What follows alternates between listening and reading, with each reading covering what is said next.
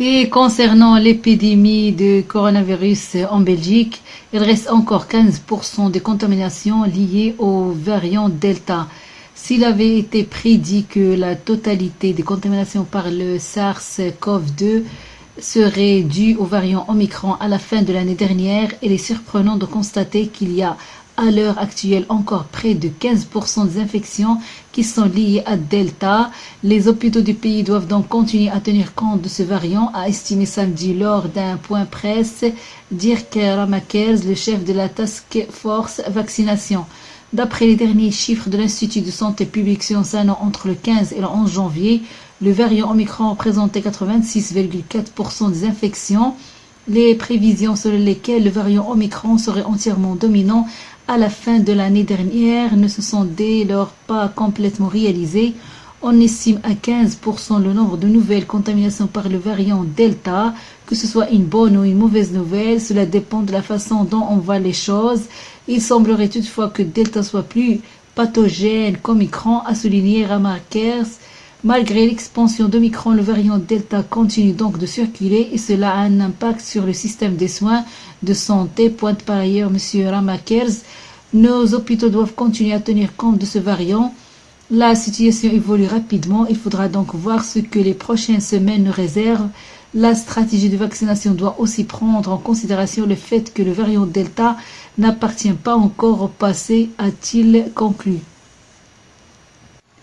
Et concernant l'Allemagne, le gouvernement allemand a remis l'Autriche sur sa liste des pays à haut risque de coronavirus en raison de son nombre croissant d'infections dans le pays. Cela signifie que depuis dimanche, les 9 pays voisins de l'Allemagne, dont la Belgique, figurent désormais sur la liste d'avertissement de voyage. Le Danemark, la Pologne, la République tchèque, la Suisse, la France, le Luxembourg, la Belgique et les Pays-Bas sont depuis longtemps désignés comme zone à haut risque par le gouvernement fédéral. Toute personne entrant en Allemagne en provenance de ces pays doit être mise en quarantaine pendant 10 jours, sauf si elle est vaccinée contre le Covid-19 ou guérie de la maladie. La période d'auto-isolement de 10 jours peut être levée dès le 5e jour en cas de test négatif. Pour les enfants qui n'ont pas encore atteint l'âge de 6 ans, la quarantaine se termine automatiquement 5 jours après leur entrée. Au total, près de 140 des quelques 200 pays dans le monde sont désormais classés à haut risque par l'Allemagne. L'Autriche avait été retirée de la liste en décembre. Et concernant les quarantaines pour les enfants de moins de 12 ans, voici tout ce qui change à partir de demain. Selon Sudinfo, ce vendredi, les ministres de la Santé et de l'Éducation ont adopté les mesures de quarantaine pour les enfants de moins de 12 ans qui cohabitent avec un cas de Covid-19 à la maison. Voici les explications de l'Office de naissance et de l'enfance, l'ONO. Attention, toutes ces règles s'appliquent maintenant aux enfants de moins de 12 ans, peu importe le statut vaccinal des parents. Lorsqu'un membre de votre foyer, qu'il soit adulte ou enfant, est testé positif, votre enfant de moins de 12 ans devra rester en quarantaine durant 10 jours.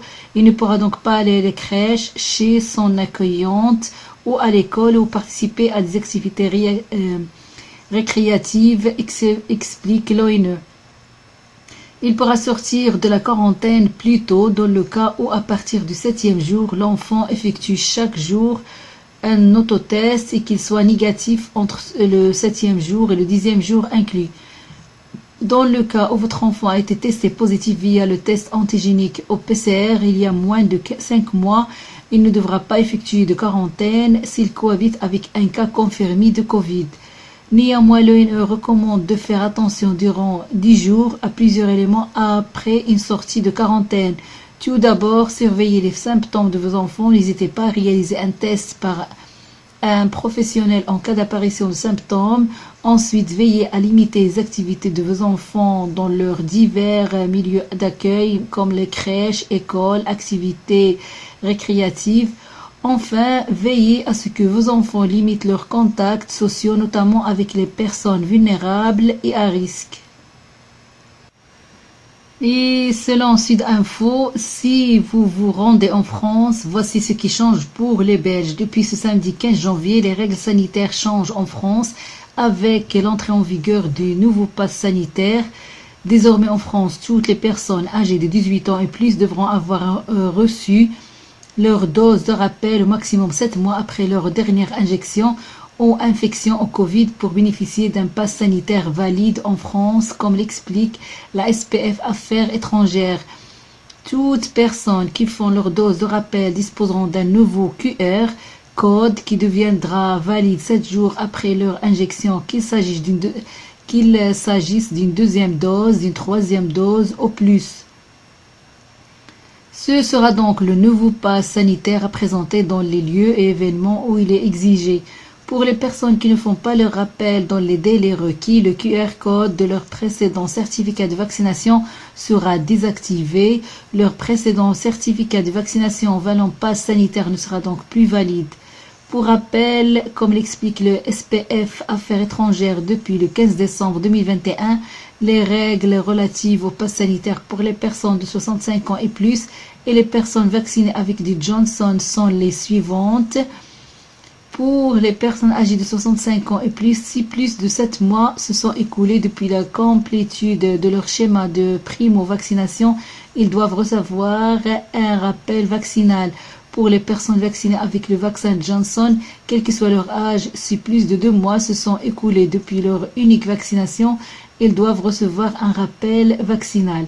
À noter encore que ce samedi matin, les députés français ont adopté le projet de la loi transformant le pass sanitaire en pass vaccinal. Ce dernier ne s'appliquera qu'aux personnes âgées de plus de 16 ans, les mineurs de 12 ans à 15 ans restant soumis au pass sanitaire. Le pass vaccinal sera lié à une vérification de la concordance d'identité au sein des restaurants et des cafés, une vérification qui pourra se faire sur base d'un document officiel comportant une photographie.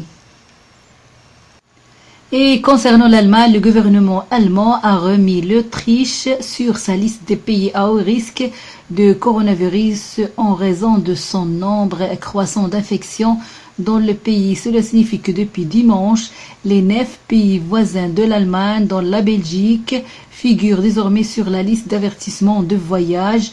Le Danemark, la Pologne, la République tchèque, la Suisse, la France, le Luxembourg, la Belgique et les Pays-Bas sont depuis longtemps désignés comme zone à haut risque par le gouvernement fédéral.